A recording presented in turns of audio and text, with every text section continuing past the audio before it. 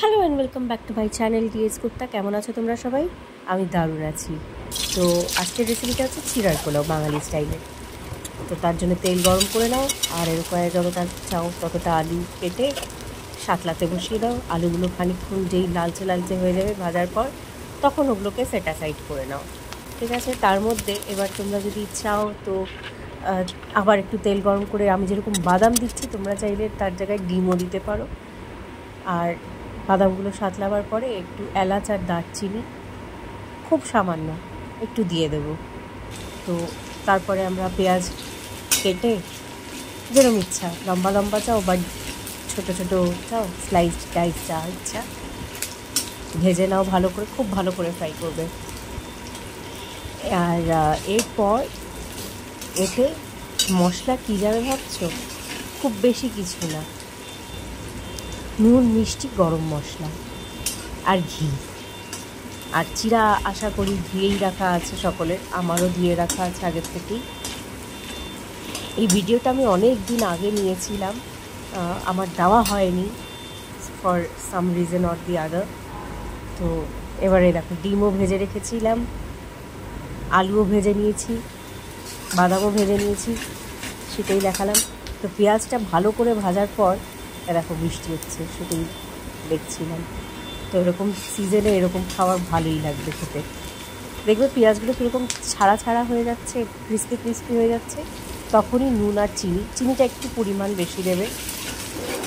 আমি জানি ভিডিওটা একটু অ্যাব্রাপ্ট লাগছে, কিন্তু দেখাবার চেষ্টা এটাই ছিল যে কুইকলি কত ইজিলি তুমি বানাতে পারো। আর কাঁচা লঙ্কা অবশ্যই দেবে লাস্টে, খুব ভালো লাগবে খেতে। এটা একটু অয়েলি হয়ে গেছে, তোমরা চাইলে অয়েলটা কম দিও বা ঘিটা কম দিও। এবার আমি চিড়া, আলু, ডিম, বাদাম সব মিক্স করে নিচ্ছি এখানে।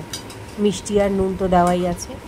লাস্টে যেটা করব সেটা হচ্ছে কি ছক লাগাবো, ঘি কাঁচা লঙ্কা দিয়ে ছকটা লাগিয়ে এটার মধ্যে মিক্স করে দেবো। খেতে যা হয়েছিল, ব্যাস একটু অয়েলি হয়ে গেছিলো। তোমরা চাইলে ঘি আর তেলের পরিমাণটা একটু কম রেখো, বেশি ড্রাই করে দিও না, আর এতে জল পড়ে না। তো এগুলোকে আমি আস্তে আস্তে করে মিক্স করে নিচ্ছি, দেখতে পাচ্ছ। এই দেখো, এবার আমি ছক লাগাবো। গরম মশলাও দিয়ে দিলাম, ঘি আর কাঁচা লঙ্কাটা নিয়ে নিয়েছি একটা জায়গায়, এটাকে আগুনে পোড়াবো। দেখো খানিকক্ষণের মধ্যেই ফ্লিকার হতে শুরু করে দেবে, আর ব্যাস ওটা গলে গেলে ওটাকে আমি সঙ্গে সঙ্গে চিড়াটার মধ্যে ঢেলে দেবো। চাইলে ঘিটা একটু প্লিজ কম নিও পরিমাণ অনুসারে। দেখো ধরলো ধরলো ধরলো ধরলো ধরলো, এই জিনিসটা স্মোকি হয়ে গেল। তো খুব সাবধানে করবে এটা, যারা প্রথম প্রথম রান্না করছে তাদেরকে বলে দিই খুবই সাবধানে করো। গ্যাসটা অফ করে দিই, ঢেলে দিলাম। তো আমার এটা ready.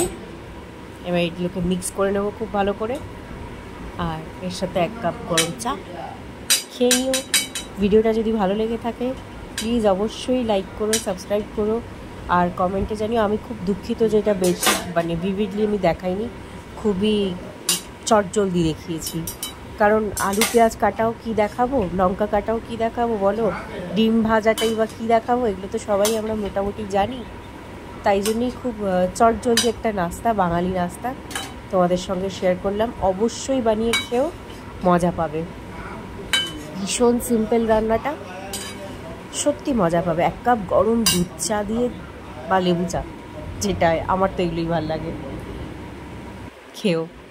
Like, subscribe and get notified. Thank you, bye, take care.